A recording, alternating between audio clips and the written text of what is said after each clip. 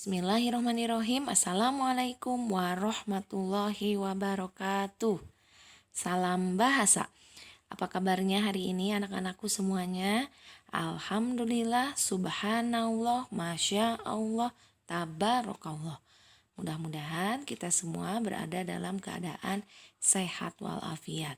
Amin, amin, Allahumma amin. Anak-anak, alhamdulillah hari ini kita bisa bertemu kembali dalam pelajaran bahasa Indonesia.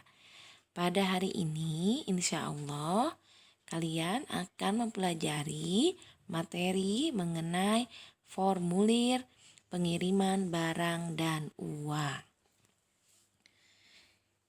Pada pertemuan sebelumnya, kalian telah mempelajari materi mengenai formulir. Pada pertemuan 2 minggu sebelumnya, kalian belajar mengenal formulir, dan pada minggu kemarin, kalian belajar mengenai formulir berupa riwayat hidup. Nah, untuk hari ini, kalian akan belajar materi mengenai salah satu contoh dari formulir. Ayo, kalian ingat kembali materi formulir yang sudah kalian pelajari sebelumnya. Ya, jadi formulir adalah lembaran kartu atau kertas yang dicetak dengan ukuran tertentu yang di dalamnya terdapat atau berisi data berupa informasi.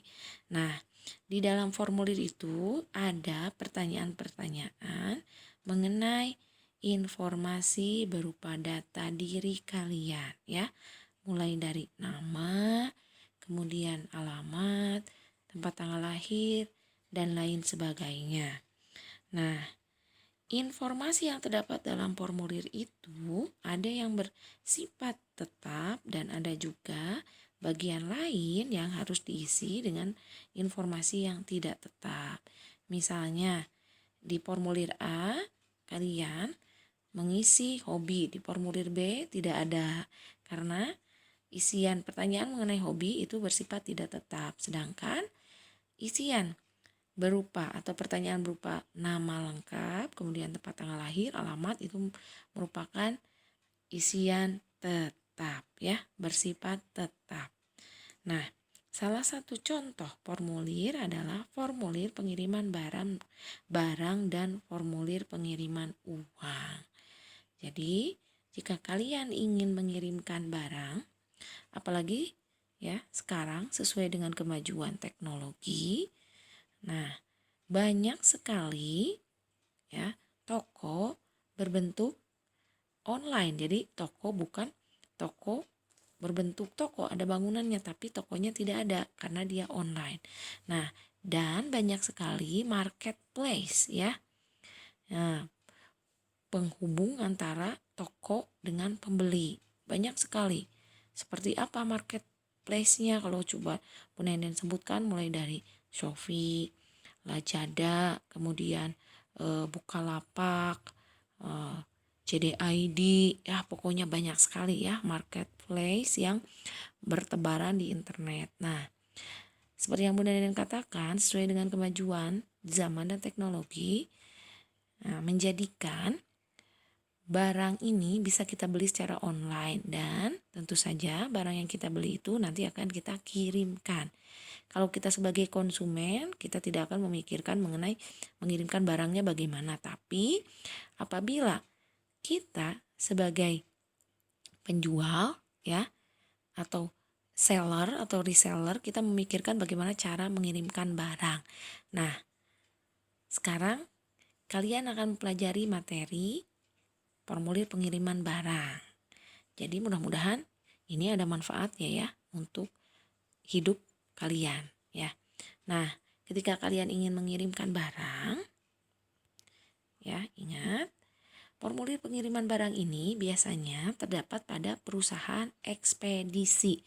Jadi, kalau perusahaan pengiriman barang disebutnya perusahaan ekspedisi. Nah, sedangkan kalau kalian ingin mengirimkan uang, Nah, ya, bisa terdapat di bank, di kantor pos, atau perusahaan pengiriman uang. Kalau di bank udah jelas ya. Terus kantor pos juga bisa mengirimkan uang dalam bentuk wesel pos. Nanti Bu Nenden akan jelaskan, dan atau perusahaan pengiriman uang seperti Western Union. Kalian pasti pernah dengar. Nah, formulir pengiriman barang atau uang ini diperlukan ketika seseorang akan mengirim barang atau uang tersebut ke suatu tujuan tertentu ya. Jadi kalian bisa mengirimkan satu barang atau uang dan menggunakan jasa dari, kalau barang perusahaan ekspedisi, kalau uang bisa menggunakan jasa dari bank atau kantor pos atau perusahaan pengiriman uang. Nah, isi dari formulir pengiriman barang atau uang itu harus bersifat tetap atau tidak berubah-ubah. Untuk lebih jelasnya, kalian lihat materi selanjutnya. Perhatikan formulir pengiriman barang berikut. Tadi Bu Nenden sudah menyampaikan, jika kalian ingin mengirimkan barang, apalagi kalian mempunyai toko online dan harus mengirimkan barang, tentu saja kalian harus mengetahui bagaimana cara mengirimkan barang. Biasanya harus mengisi formulir. Tolong diperhatikan formulir pengiriman barang berikut. Lihat di sini. Ya, di sini sudah jelas. Di sini merupakan contoh pengisian pos EMS internasional. Jadi ini lewat kantor pos. Di sana ada logo merpati ya. Lihat di sana. Dalam formulir pengiriman barang ada nama pengirim. Nah, ini ada bahasa Inggrisnya juga ya, atau sender. Di sana namanya adalah Aristiawan. Alamatnya Desa Makmur RT 01 RW 01 Kecamatan Lembayung Kabupaten Brebes. Kotanya Brebes, kode posnya diisi 71325. Teleponnya juga dicantumkan. Ya, ini nomor HP atau telepon yang bisa dihubungi. Tentunya yang aktif ya, 081221317810.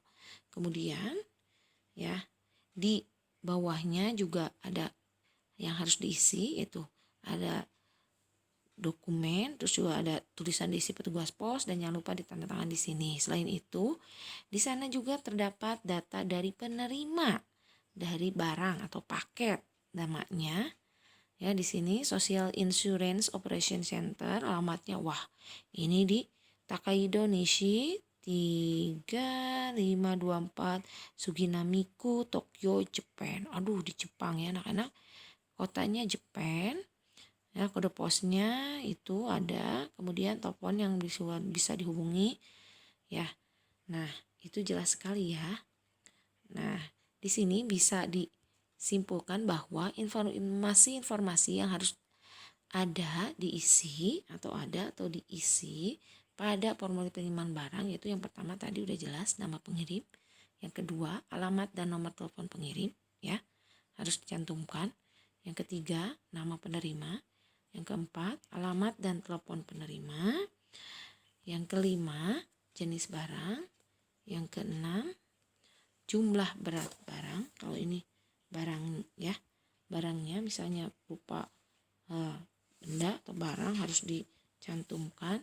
Kemudian ada biaya pengiriman, biasanya tergantung dari jumlah berat barang ya.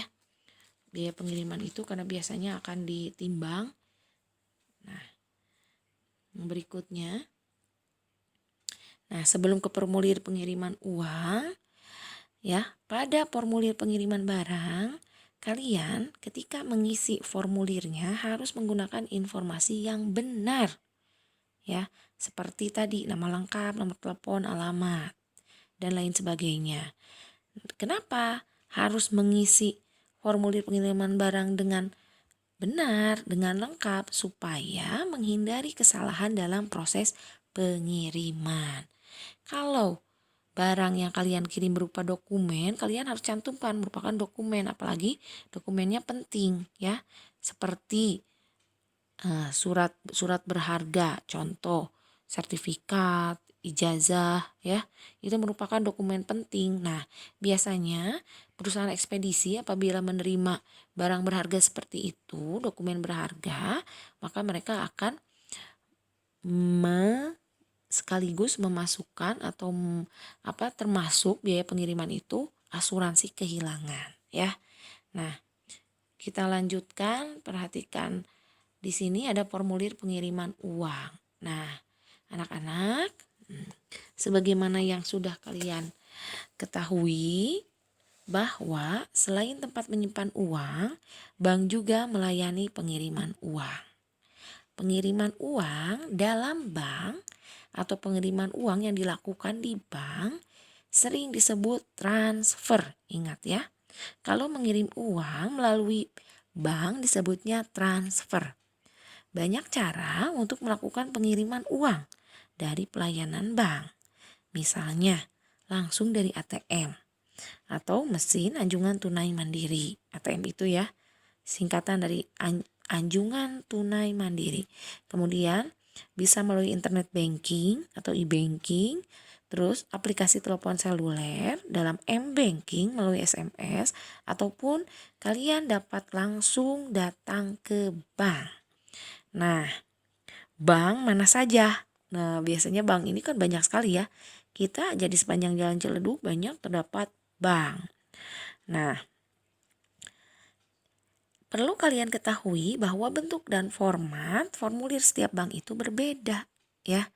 Kalian ketika ingin mengirimkan uang melalui bank atau transfer, kalian hanya perlu mengetahui nama pengirim dan juga nama penerima dan juga nomor rekening ya. Jadi kalian hanya perlu mengetahui nomor rekening dan nama pemilik rekening tersebut agar kiriman uang yang kalian kirim itu dapat diterima dengan tepat. Jika kalian kurang mengerti, kurang paham, kalian maka dapat langsung bertanya ke petugas bank. Nah, di sini jika kalian memutuskan untuk mengirim uang dengan datang langsung ke bank, maka kalian akan memerlukan formulir untuk diisi. Maka formulir di sini disebut sebagai formulir pengiriman uang. Silakan perhatikan formulir pengiriman uang berikut. Di sini banknya merupakan Bank BNI. Lihat di atas ada tanggal ya. Udah jelas itu formulir kiriman uang. Tuh, kemudian ada nama penerima ya. Nah, terus nomor rekeningnya berapa dan selanjutnya. Nah, kita lanjut. Anak-anak, tadi Bu Denden sudah menjelaskan bahwa kalian bisa mengirim uang melalui bank. Tapi selain melalui bank, pengiriman uang dapat juga melalui wesel pos. Wesel adalah surat yang digunakan untuk mengirimkan uang melalui kantor pos. Kartu wesel dapat kalian beli di kantor pos. Jadi, apabila kalian tidak mengirimkan uang melalui bank atau melalui perusahaan pengiriman uang, kalian misalnya mau mengirim uang melalui kantor pos juga bisa. Misalnya ya, karena di daerah tersebut tidak ada bank, maka kalian ke kantor pos saja. Nah, layanan dari kantor pos untuk mengirimkan uang disebut dengan wesel pos. Silakan perhatikan contoh wesel pos berikut. Udah jelas ya, di sini lihat. Jadi kalian bisa membeli kartu weselnya di kantor pos. Hampir sama ya, anak-anak, dengan formulir pengiriman barang. Tapi di sini perbedaannya kalau dalam wesel pos ini, tuh lihat ya, masih ada logo Pos Indonesia merpati. Terus di atasnya sudah jelas aplikasi pengiriman wesel pos dalam negeri. Kemudian, nah ini sudah Bu Nenden beri tanda ya, poin-poin. Poin 1, jumlah uang yang dikirimnya berapa banyak. Kemudian terbilangnya berapa, harusnya dituliskan. Kemudian yang kedua, kalian mengirimkannya kapan, tanggalnya. Tuh, itu lihat ya. Yang ketiga, nah ini pengirimnya siapa? Jadi uang tersebut dikirim oleh siapa? Pengirimnya siapa? Nah, di sini namanya Ibu Riana, Jalan Jeruk nomor 92, Dumai Barat, Dumai. Kemudian yang nomor 4, nama penerima. Jadi uang tersebut diterima oleh siapa? Nih, ini ditujukan kepada Ahmad Rumi, Jalan Perbatasan, nomor 31, Pebrayan 20239, telepon. Di sini dicantumkan juga ya teleponnya. Nah, yang selanjutnya Di sini ada biaya kirim tapi tidak dituliskan. Nah, ada berita. Di sini lebih kepada catatan. Uang ini, jadi Ibu Riana ini di sana menuliskan bahwa uang ini untuk membeli buku-buku pelajaran yang dibutuhkan. Nomor 5 dan terakhir nomor 6 sama ya. Seperti formulir pengiriman barang dan juga formulir pengiriman uang di bank harus ada tanda tangan dari pengirim atau penyetor. Nah, kalau yang selain itu diisi oleh petugas pos. Mungkin seperti itu anak-anak ya. Jadi kalian ingat bahwa ketika kalian ingin mengirimkan barang atau uang, kalian juga tetap harus mengisi formulir ya. Dan formulir tersebut dinamakan formulir pengiriman barang dan pengiriman uang. Sekarang silakan untuk latihan kalian buka buku pena 6B halaman 163. Di sana ada keterampilan kinerja praktik mengisi formulir pengiriman barang ya. Ini sesuai dengan KD 4.6. Nah, kalian bisa melihat ya contoh dari formulir pengiriman barang yang ada di halaman 162. Tentu saja kalian berperan sebagai pengirim ya. Jadi nomor formulirnya silakan sesamakan dengan tanggal pengiriman formulir besok, yaitu ya tanggal 19. Nomor formulirnya jadi 2020 2020, kemudian sekarang bulan 10 kemudian tanggal 19 ya. Boleh di sananya misalnya diisi dengan 0001. Tanggalnya besok disesuaikan, yaitu 19 Oktober 2020. Nah, data pengirimnya kalian sebagai pengirim. Data penerimanya silahkan siapa saja bebas. Tapi harus lengkap, mulai dari nama penerima, dan nomor telepon. Kemudian data barangnya udah jelas di atas, yaitu sepatu. Berat sepatunya 0,4 kg atau 4 ons. Kemudian jenis pengirimannya reguler yang biasa ya. Nah, bukan yang ekspres. Kemudian tuh, ya. Kalian dapat mengisi data nama pengirim dengan nama kalian sendiri dan nama penerima dengan nama teman kalian ya. Kemudian boleh kalian menambahkan catatan. Misalnya ini untuk apa? Misal sepatu ini hadiah atau apa ya. Kemudian tolong jangan lupa ditanda tangan. Hanya tanda tangan pengirim saja, yaitu kalian sendiri dan nama cantumkan. Kalau petugas tidak usah ya. Jadi sudah jelas, silahkan untuk latihannya kalian kerjakan. Buku pena halaman 163. Anak-anak, sekian materi yang bisa Ibu sampaikan mengenai formulir pengiriman barang dan uang. Mudah-mudahan kalian bisa memahami materi yang sudah Ibu sampaikan. Terima kasih atas perhatiannya. Wassalamualaikum warahmatullahi wabarakatuh.